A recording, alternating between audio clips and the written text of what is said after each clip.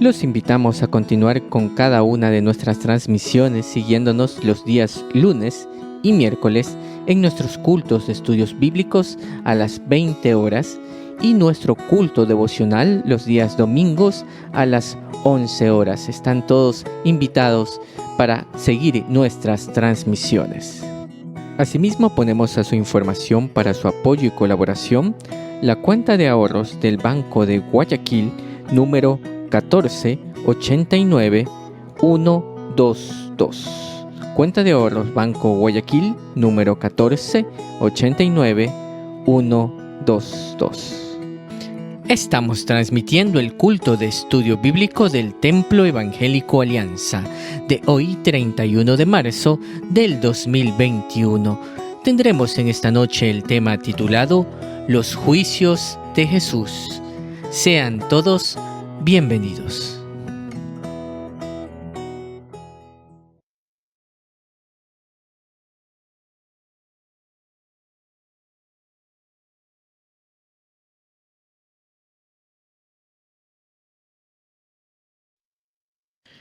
Muy buenas noches, hermanos y amigos que nos escuchan. Sean todos bienvenidos a una nueva transmisión de nuestro culto de estudio bíblico.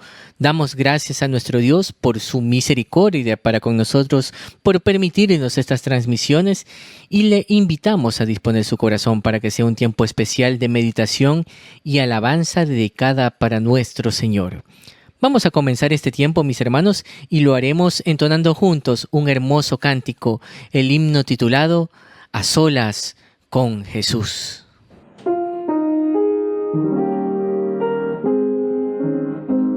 A solas al huerto yo voy, cuando duerme aún la floresta, y en quietud y paz con Jesús estoy, oyendo absorto allí su voz. Él conmigo está, puedo oír su voz, y que suyo dice seré, y el encanto que hallo en él allí, con nadie tener podré. Tan dulce es la voz del Señor, que las aves guardan silencio, y tan solo se oye esa voz de amor, que inmensa paz al alma da. Él conmigo está, puedo oír su voz, y que suyo dice seré, y el encanto que hallo en él allí, con nadie tener podré. Con él encantado yo estoy, aunque en torno lleguen las sombras, mas me ordena ir, que a escuchar yo voy su voz doquiera la pena esté.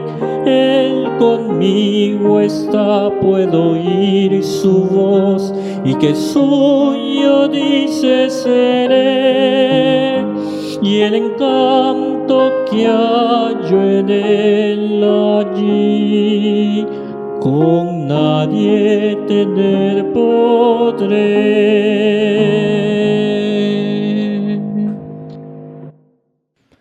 Porque no hay mayor motivo de gozo que tener comunión con nuestro Padre Celestial.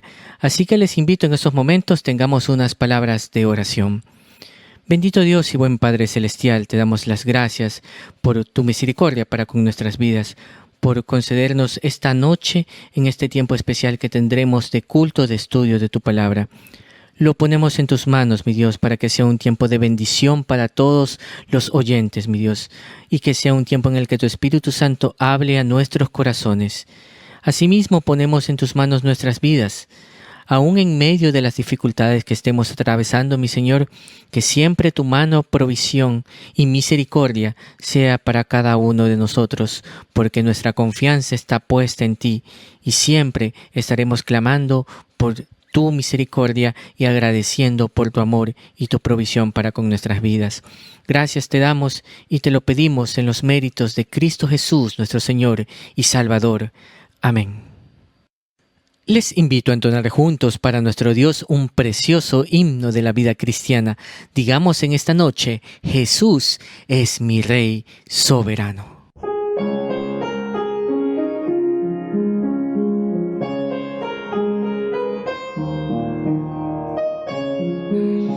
Jesús es mi Rey soberano, mi gozo es cantar su loor. Es Rey y me ve cual hermano, es Rey y me imparte su amor. Dejando su trono de gloria, me vino a sacar de la escoria. Y yo soy feliz por él.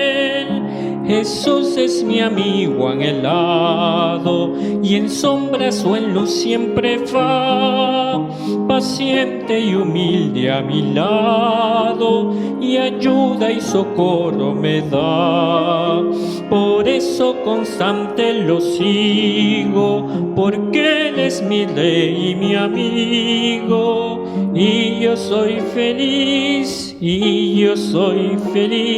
por Él. Señor, que pudiera yo darte por tanta bondad para mí. Me basta servirte y amarte, es todo entregarme yo a ti. Entonces acepta mi vida, que a ti solo queda rendida. Pues yo soy feliz por ti. Tengamos la lectura de la palabra de nuestro Dios. Muy buenas noches, mis queridos hermanos, que el Señor los bendiga. Espero que se encuentren muy bien. Hoy vamos a continuar con nuestros estudios, un estudio que he preparado, que lo he dividido en dos partes, que tiene que ver con los juicios de Jesús. ¿Qué les parece si tenemos nuestra lectura bíblica? Vayamos al texto en el Evangelio según San Juan, capítulo 18, y leamos por favor los versos del 12 al 23, que dicen lo siguiente: Entonces la compañía de soldados, el tribuno y los alguaciles de los judíos prendieron a Jesús y le ataron, y le llevaron primeramente a Anás, porque era suegro de Caifás, que era sumo sacerdote aquel año. Era Caifás el que había dado el consejo a los judíos de que convenía que un solo hombre muriese por el pueblo. Y seguían a Jesús Simón Pedro y otro discípulo. Y este discípulo era conocido del sumo sacerdote y entró con Jesús al patio del sumo sacerdote. Mas Pedro estaba fuera a la puerta. Salió pues el discípulo que era conocido del sumo sacerdote y habló a la portera e hizo entrar a Pedro. Entonces la criada portera dijo a Pedro: ¿Eres tú también de los discípulos de este hombre? Dijo él: No lo soy. Y estaban en pie los siervos y los alguaciles que habían encendido un fuego porque hacía frío, y se calentaban, y también con ellos estaba Pedro en pie calentándose. Y el sumo sacerdote preguntó a Jesús acerca de sus discípulos y de su doctrina. Jesús le respondió: Yo públicamente he hablado al mundo, siempre he enseñado en la sinagoga y en el templo y donde se reúnen todos los judíos, y nada he hablado en oculto. ¿Por qué me preguntas a mí? Pregunta a los que han oído que les haya yo hablado. He aquí, ellos saben lo que yo he dicho. Cuando Jesús hubo dicho esto, uno de los alguaciles que estaba allí le dio una bofetada diciendo: ¿Así respondes al sumo sacerdote? Jesús le respondió: Si he hablado mal, testifica en qué está mal, y si bien, ¿por qué me golpeas? Anás entonces le envió atado a Caifás, el sumo sacerdote. Hasta aquí la palabra del Señor. Y en estos momentos tendremos unos breves anuncios.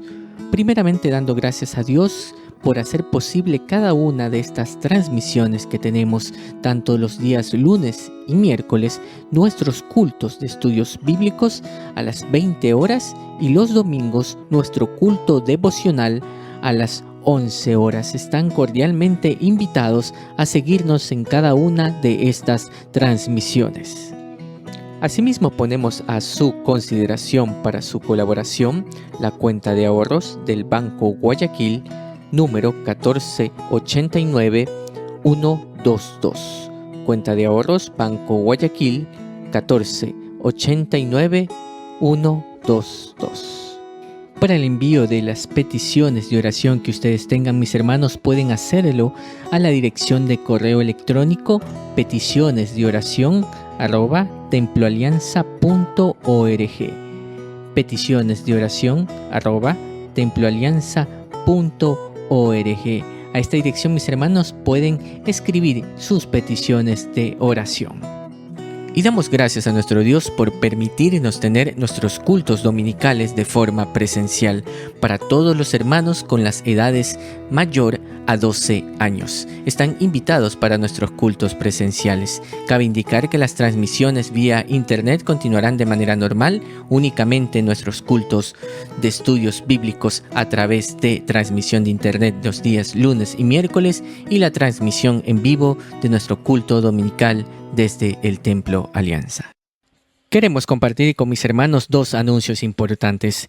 El primero, informar que el próximo domingo 11 de abril no tendremos culto presencial en el templo debido a las elecciones presidenciales. Y el segundo anuncio es para indicar que el culto del Sermón de las 7 Palabras del viernes 2 de abril únicamente será transmitido en línea, no será culto presencial. Es importante aclarar este punto, mis hermanos, no tendremos culto presencial del Sermón de las 7 Palabras. Únicamente será transmitido a través de nuestro canal de YouTube, Dios mediante, este viernes 2 de abril a las 9 de la mañana. Así que están invitados, mis hermanos, a seguir esta transmisión. Entonemos juntos el himno titulado A Cristo doy mi canto.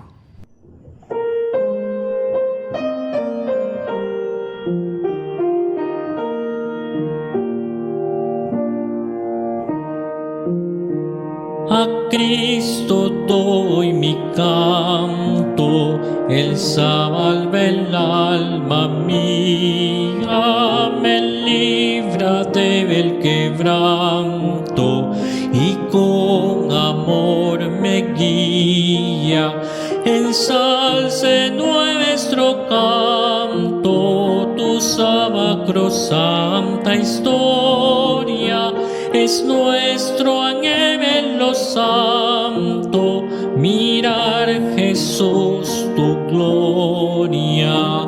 Jamás dolor ni agravios enlutarán la mente, si a Cristo nuestros labios bendicen dulcemente. Ensalce nuestro canto, tu sacrosanta historia, es nuestro anhelo santo, mirar Jesús tu gloria. Tu nombre bendecido alegra el alma mía, tu nombre se en mi oído, dulcísima armonía.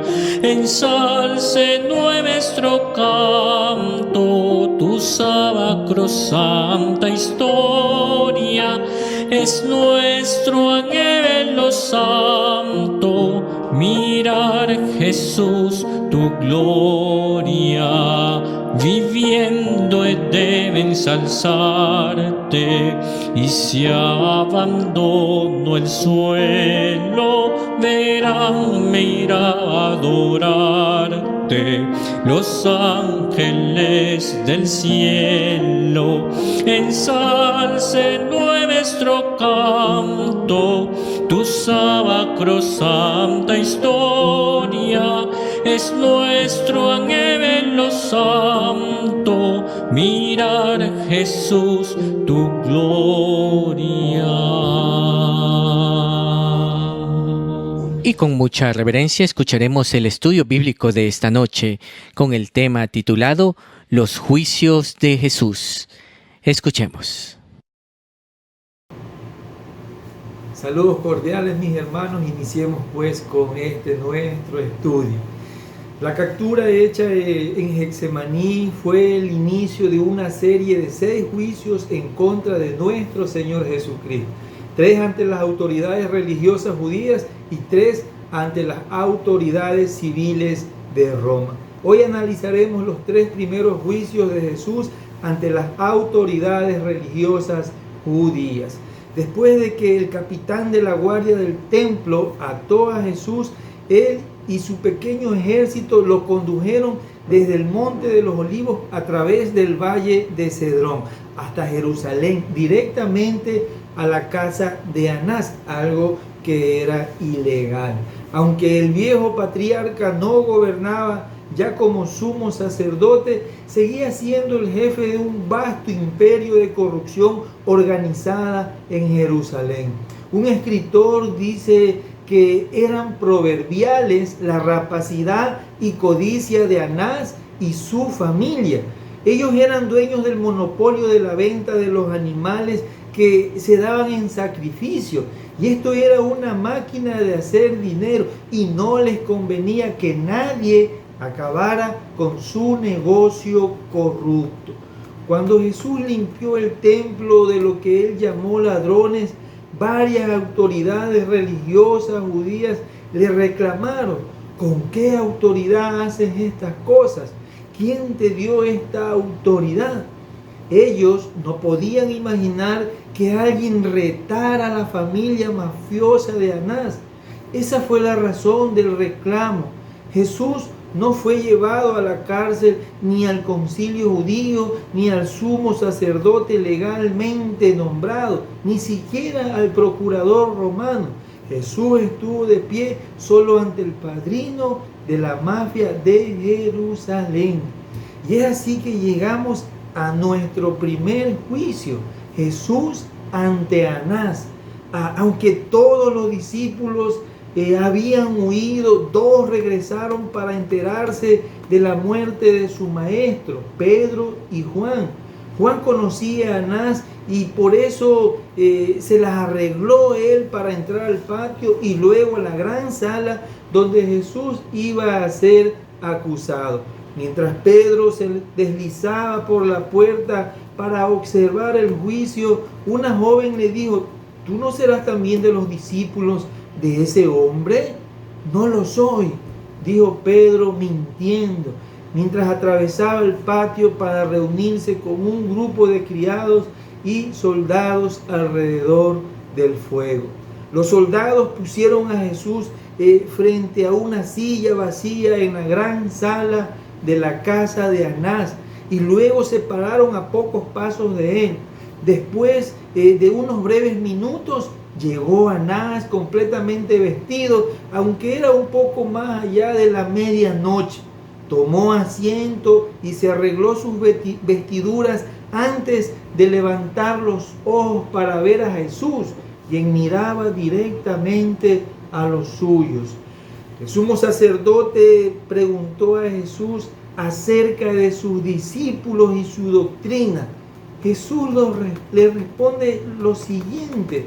Vayamos al Evangelio según Juan, en el capítulo 18, y leamos los versos 20 y 21, que dice: Jesús le respondió: yo públicamente he hablado al mundo y siempre he enseñado en la sinagoga y en el templo, donde se reúnen todos los judíos, y nada he hablado en oculto. ¿Por qué me preguntas a mí?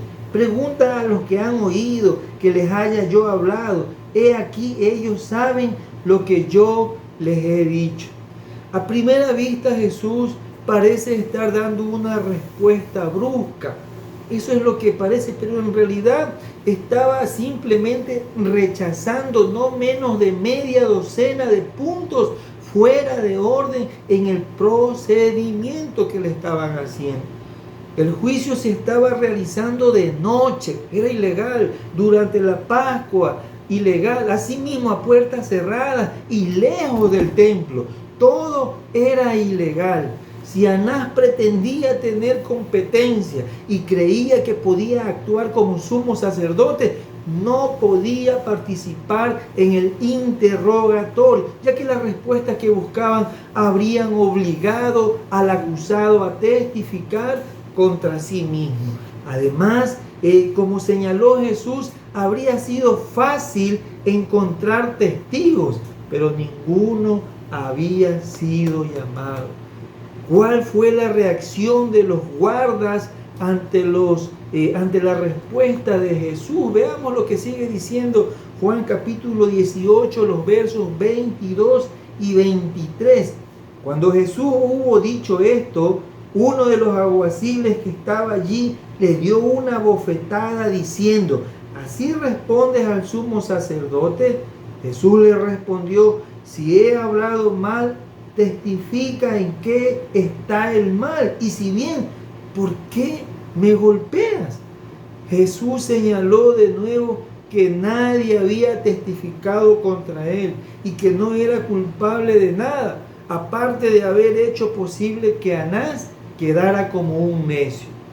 Era claro que el propósito del juicio no era descubrir la verdad desde ningún punto de vista, ni dar un veredicto justo, por lo que Jesús se negó. Por eso se negó él a cooperar con la farsa que estaba haciendo los judíos con su propia ley. El resultado final de este juicio, según el versículo 24, es que Jesús es enviado atado a Caifás. Dice el texto: Anás entonces les envió atado a Caifás, el que era en realidad el sumo sacerdote. Y así se iniciaría o se daría inicio al segundo juicio. Jesús es llevado a Caifás. Y en esto veamos qué tiene que decirnos el evangelista Marcos, que ha registrado en su evangelio, en el capítulo 14. Les invito a leer los versos 53 al 55, que dice lo siguiente: trajeron pues a Jesús al sumo sacerdote y se reunieron todos los principales sacerdotes y los ancianos y los escribas. Y Pedro le siguió de lejos hasta dentro del patio del sumo sacerdote, y estaba sentado con los alguaciles calentándose al fuego. Y los principales sacerdotes y todo el concilio buscaban testimonio contra Jesús para entregarle a la muerte, pero no lo hallaban. De pronto un piquete de soldados dice que lleva a Jesús a través del patio de Anás, mientras que una joven criada corría delante de ellos para abrirles las puertas de salida. La hilera de soldados se dirigía al templo hacia la casa de Caifás, quien había reunido a una mayoría de miembros del Sanedrín. Y el Sanedrín, hermanos, era el órgano supremo del gobierno de Israel, hasta donde toleraba Roma la autonomía de los judíos. Este concilio de 72 dirigentes expertos en religión actuaba de manera muy parecida a lo que nosotros conocemos como la Asamblea Nacional. Ellos creaban leyes y normas de conducta y manejaban los asuntos diarios del templo. El concilio juzgaba ocasionalmente casos de condena de muerte, pero Roma se reservaba el derecho de aplicar la pena. Nadie podía ser llevado a muerte por algún delito, a menos que fuera condenado por un funcionario romano, y solo si era un delito contra rebelión contra el imperio romano. Puesto que Jesús representaba un desafío muy serio para la autoridad del Sanedrín, Caifás no tuvo problema en reunir al concilio de madrugada.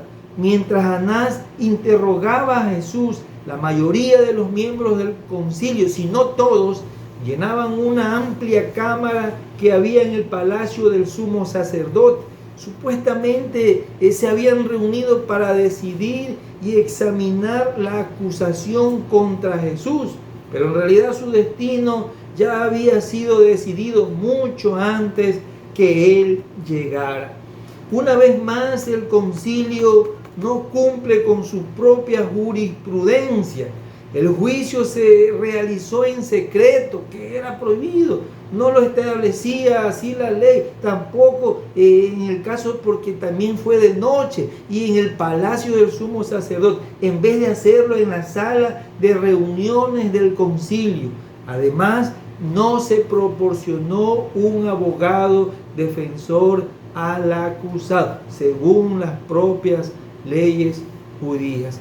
Muy probablemente, por ser Juan miembro de una familia rica, fue que se le permitió asistir al segundo juicio. Hubiera permitido que Pedro también estuviera, pero este prefirió mantener su identidad en secreto.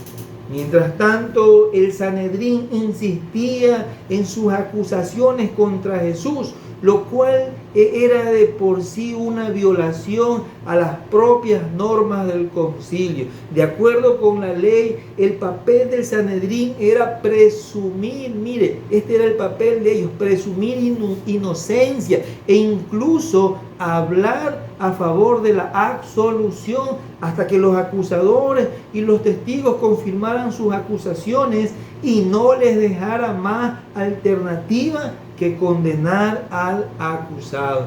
Los testigos tenían que ser interrogados por separado y si sus historias no coincidían, ambos testimonios tenían que ser desechados. El sumo sacerdote debía presidir el juicio, facilitar el debate entre los miembros, pero le estaba prohibido interrogar al acusado. Y ningún acusado le podía jamás no se le podía jamás pedir que testificara contra sí mismo. Sin embargo, todas estas leyes se estaban violando. Veamos lo que sigue diciendo Marcos en el capítulo 14, en los versos 55 al 59, que dice: y los principales sacerdotes y todo el concilio buscaban testimonio contra Jesús. Mire, estaba prohibido eso, para entregarle a la muerte, pero no lo hallaban, porque muchos decían falso testimonio contra él, mas sus testimonios no concordaban. Entonces, levantándose unos, dieron falso testimonio contra él, diciendo: nosotros le hemos oído decir, yo derribaré este templo hecho a mano y en 3 días edificaré otro hecho sin mano. Pero ni aún así concordaban con el testimonio. El testimonio era una media verdad que había sido falseado desde el contexto de una advertencia que Jesús había hecho en el templo. Después de una de sus muchas confrontaciones con las actividades mafiosas de Anás, los saduceos retaron a Jesús con la pregunta: ¿qué señal nos muestra ya que haces esto? ¿Qué señal nos muestra ya que haces esto? En otras palabras, les están diciendo a Jesús: nosotros procedemos bajo la autoridad del sumo sacerdote. ¿A quién representas tú? Jesús respondió la pregunta con una profecía mediante la cual reclamaba tener autoridad y superioridad sobre el templo. Veamos esto en el Evangelio según San Juan, qué es lo que ha registrado Juan en este sentido. Juan capítulo número 2, y leamos los versos 19 al 21, que dice: respondió Jesús y les dijo: destruid este templo y en 3 días lo levantaré.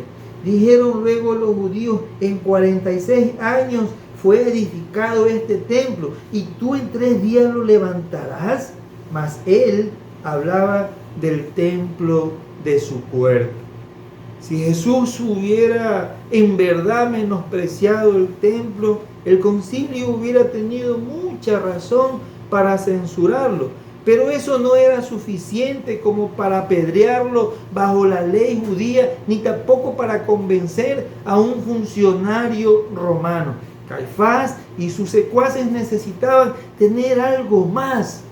Si por otra parte Jesús afirmaba ser el Mesías, el Cristo, el legítimo rey de Israel, podían presentarlo como una amenaza ante el frágil equilibrio político que ellos y el procurador luchaban por mantener. Esta era una buena estrategia que se presentaba. Veamos lo que dice el mismo Marcos, Evangelio según San Marcos, en el capítulo 14. Esta vez leamos lo que dicen los versos del 60 al 64. Entonces el sumo sacerdote, levantándose en medio, preguntó a Jesús diciendo: ¿no respondes nada que testifican estos contra ti?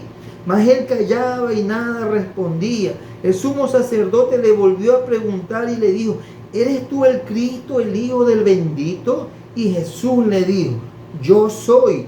Y veréis al Hijo del Hombre sentado a la diestra del poder de Dios y viniendo en las nubes del cielo. Entonces el sumo sacerdote, rasgando su vestidura, dijo: ¿qué más necesidad tenemos de testigos? ¿Habéis oído la blasfemia? ¿Qué os parece?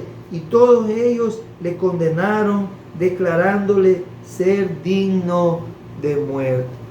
Jesús no solo ratificó la acusación de Caifás, sino que además citó el Salmo 110:1 y Daniel 7:13 para que en los corazones de los corruptos líderes religiosos penetrase hondo su afirmación de que él era el Mesías. Si iban a condenarlo como delincuente, sería por el delito de ser el Salvador de ellos. Por otra parte, un observador superficial podía haber sido impresionado por el celo religioso de Caifás, quien se rasgó las vestiduras diciendo: ha blasfemado. Sin embargo, lo que él y Anás querían en realidad era la muerte de Jesús por otras razones. Primero, porque Jesús se había atrevido a desafiar el control total del sumo sacerdote sobre el templo. Y segundo, y más importante aún, porque la presencia de Jesús era mala para su negocio. Para mantener al menos una apariencia de legalidad, el concilio se retira. De acuerdo a sus estrictas normas, sus miembros no podían dar su veredicto hasta la mañana siguiente. Mientras tanto, debían reunirse en parejas para debatir el caso exhaustivamente en preparación para una decisión final. Pero en vez de hacer eso, emplearon su tiempo para desahogar su ira de uno a uno. La escena se volvió horrible. Veamos lo que registra el evangelista Mateo en este sentido.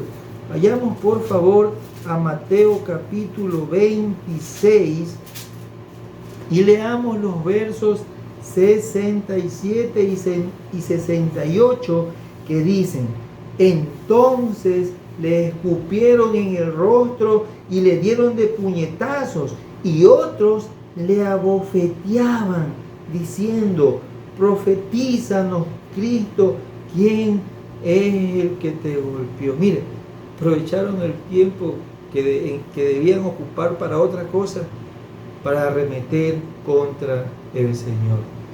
Luego las puertas del palacio de Caifás se abrieron de par en par. Los más intencionados dignatarios se desparramaron completamente por el patio, como que si nada habían hecho. Y así se da inicio luego al tercer juicio. Veamos lo que registra Lucas en este sentido. Evangelio según San Lucas, en el capítulo 22 y los versos del 66 al 71, que dice: cuando era de día se juntaron los ancianos del pueblo, los principales sacerdotes y los escribas, y le trajeron al concilio diciendo: ¿eres tú el Cristo? Dínoslo. Y les dijo: si os lo dijere, no creeréis, y también si os preguntare, no me responderéis, ni me soltaréis. Pero desde ahora el Hijo del Hombre se sentará a la diestra del poder de Dios. Dijeron todos: luego eres tú el Hijo de Dios. Y él les dijo: vosotros decís que lo soy. Entonces ellos dijeron: ¿qué más testimonio necesitamos? Porque nosotros mismos lo hemos oído de su boca. En el momento que el Sanedrín terminó la reunión de la noche, el sol estaba saliendo a un nuevo día y habían ellos encontrado su acusación contra Jesús, traición contra Roma. Más de 3 años antes de estos juicios, Caifás había dicho improvisadamente una profecía que él mismo cumpliría. Veamos esto que nos registra Juan capítulo 11, y leamos los versos 49 y 50 que dicen: entonces Caifás, uno de ellos, sumo sacerdote aquel año, les dijo: vosotros no sabéis nada, ni pensáis que nos conviene que un hombre muera por el pueblo y no que toda la nación perezca. En el cargo específico establecido y el veredicto decidido, el sumo sacerdote convocó al Sanedrín al lugar oficial de sentencias, una sala semicircular que estaba en la parte oriental del pórtico del templo. Era el lugar donde se ventilaban todos los asuntos de justicia frente a toda la comunidad. Finalmente, a los ojos de todos inicia el tercer juicio, pero los líderes religiosos habían violado sus propias normas. Los árbitros de la justicia eran al mismo tiempo los acusadores. Nadie defendió al acusado. El juicio se llevó a cabo durante la fiesta de la Pascua. Esto no era legal, y obligaron al acusado a testificar contra sí mismo. El propósito del juicio fue simplemente una exhibición. El concilio representó rápidamente frente al público lo que ya había ensayado en privado. Cada vez que Jesús abría sus labios para responder, llamaba la atención en cuanto a la incorrección del procedimiento, sin negar su afirmación de ser el Mesías. Ellos decían que él afirmaba ser el rey, y en eso Jesús estaba de acuerdo con ellos, nunca lo negó, pero nunca aceptó las implicaciones que le añadían a la acusación. La insurrección o rebelión nunca había sido parte del plan del Señor. Puesto que la verdad nunca había sido su objeto, el Sanedrín cerró condenando a Jesús. Miren lo que dice Lucas capítulo 22 y el verso 71. Entonces ellos dijeron: ¿qué más testimonio necesitamos? Porque nosotros mismos lo hemos oído de su boca. Al final de este juicio, después de buscar una acusación conveniente que convenciera al gobernador romano y que aplacara a la violenta muchedumbre de judíos, los líderes religiosos tenían ya lo que creían que necesitaban.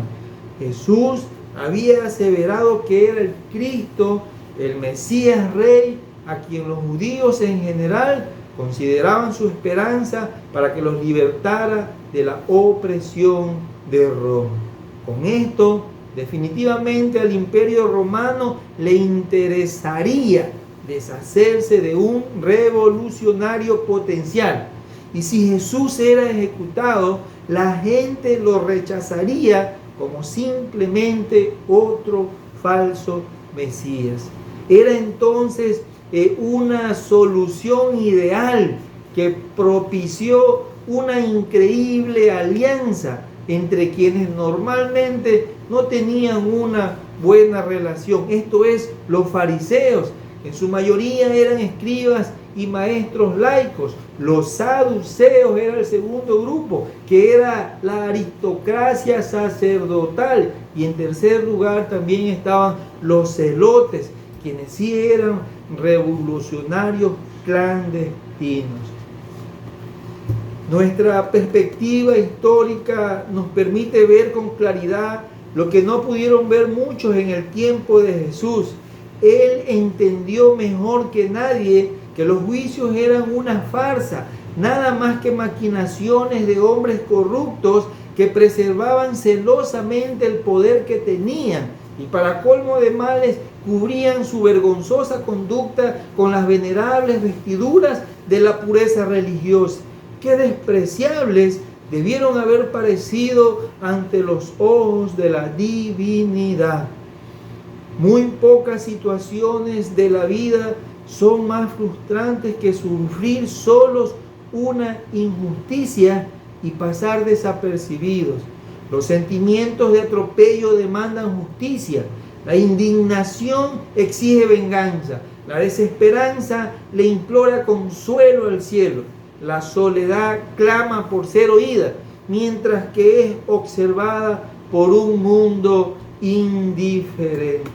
Si esta es su experiencia actual, mi hermano, tenga la seguridad de que no está solo.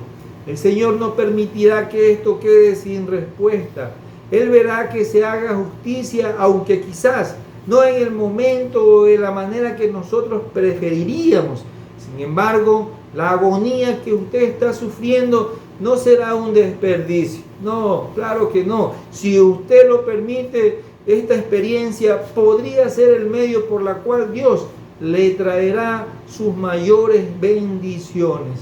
Alguien describió esto de la siguiente manera: pregunta a los grandes del pasado cuál fue el lugar de su bendición y ellos te dirán.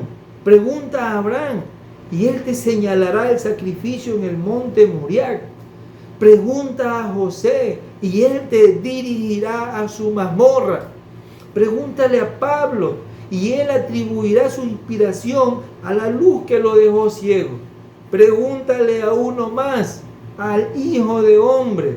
Pregúntale de dónde vino su victoria sobre el mundo y él te responderá: del frío suelo en el cual estuve tendido en Getsemaní. La voz de Dios en tu hora será esta: tu tesoro está escondido en el suelo donde estás ahora tendido. Pedro se mantuvo de lejos viendo cómo su maestro era víctima de la injusticia más grande jamás sufrida por alguien. Nadie fue nunca más inocente que Jesús y pocos menos hipócritas y corruptos que Anás y Caifás. ¿Qué mensaje hay para nosotros hoy, 20 siglos más tarde? Que dejemos de esperar que se nos defienda, que hablemos la verdad con amor y sin disculparnos por decirla a quien quiera que desee escucharla, que esperemos sufrir por hacerlo y que luego nos sometamos callada y calmadamente a la voluntad soberana de Dios. Jesús sabía que no recibiría justicia de los hombres. Sabía que el mundo estaría entonces como está hoy, dominado por el pecado y gobernado por hombres imperfectos y pecadores. Por lo tanto, a lo largo de la traumática y terrible experiencia de la cruz, se encomendó a aquel que finalmente e inevitablemente juzgará a todas las almas con justicia. Eso es lo mismo que debemos hacer cada uno de nosotros. Hasta aquí, mis amados hermanos, el estudio de hoy. La próxima semana continuaremos con la segunda parte de los juicios de Jesús. Que Dios los bendiga grandemente. Amén. Damos gracias a nuestro Señor por el estudio bíblico de esta noche y vamos a finalizar alabando juntos a nuestro Dios con el himno titulado Mi vida di por ti.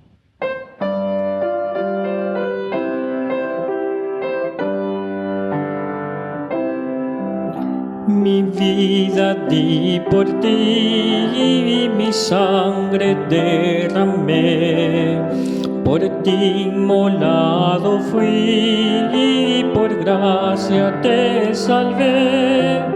Por ti inmolado fui, y tú quedabas por mí.